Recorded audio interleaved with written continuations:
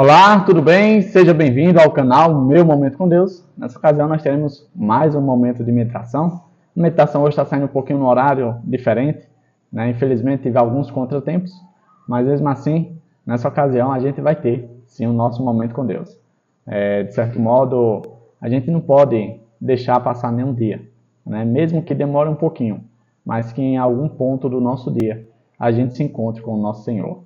Se você está chegando aqui pela primeira vez, já considere se inscrever no canal. Sabe por quê? Porque todos os dias, mesmo com todas as dificuldades, lutas e contratempos, a gente busca a presença de Deus. Porque um fato é, eu e você não podemos viver sem Deus. É impossível viver, ou seja, ter vida longe do doador da vida. Deixa o teu gostei também, para que essa meditação possa alcançar mais e mais pessoas. E assim, outras pessoas como eu e você possam se maravilhar e ser abençoadas por meio da palavra de Deus. Nessa ocasião, eu quero convidar você que está comigo para nós fazermos uma oração e logo em seguida conhecermos o tema, o texto bíblico e fazer a nossa reflexão. Então vamos orar juntos? Senhor Deus, que estás nos céus, muito obrigado, Pai, por mais uma oportunidade de poder meditar na Tua palavra.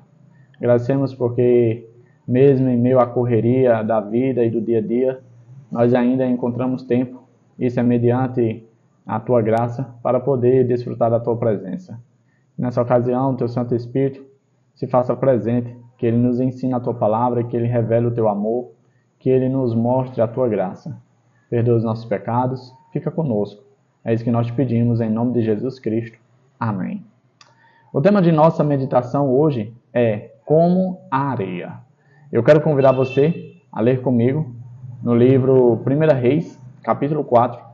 Nós vamos ler o versículo 29, que diz assim, ó: Deus deu a Salomão sabedoria, entendimento fora do comum e uma inteligência tão vasta como a areia que está na praia do mar.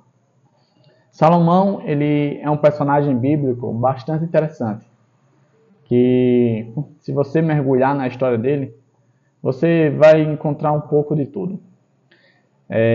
A Bíblia fala que logo após o falecimento ali, né, a passagem do trono de Davi para Salomão, Salomão ele teve um momento com Deus. Em uma ocasião em que ele foi adorar o Senhor, Deus apareceu para ele e fez uma pergunta bastante interessante. Perguntou o que era que ele queria para o reinado dele. Qual seria o pedido dele? E aí, com certeza, muitas coisas devem ter passado pela sua mente, assim como passou pela minha. Mas o que é interessante é que a Bíblia fala que ele pediu uma única coisa. Ele pediu sabedoria. A resposta de Salomão foi: como alguém pode tomar de conta desse vasto povo? Como alguém pode reinar sobre o povo de Deus se não tiver sabedoria? A única coisa que eu preciso é de sabedoria. E antes de gravar, eu estava refletindo sobre essa situação. Porque, de certo modo, se a gente avaliar, a gente percebe que, mesmo talvez em pequena escala, Salomão já era um homem sábio. O simples fato de ele reconhecer que ele era pequeno, que talvez ele não fosse capacitado, que talvez ele não tivesse a condição devida ou o preparo devido para reinar, para ser o responsável pelo povo de Deus, mesmo assim ele teve a capacidade de pedir ao Senhor algo que talvez muitos não teriam pedido. Como Deus responde a ele, num diálogo entre eles dois, Deus diz: olha, você poderia ter pedido riqueza. E sim, de fato, o dinheiro pode comprar muitas coisas, o dinheiro pode resolver muitas coisas, mas o dinheiro não é a solução para tudo. Salomão poderia ter pedido a morte dos seus inimigos, e aí ele ficaria apenas com os aliados, somente com aquelas pessoas que, podemos dizer assim, eram amistosas a ele.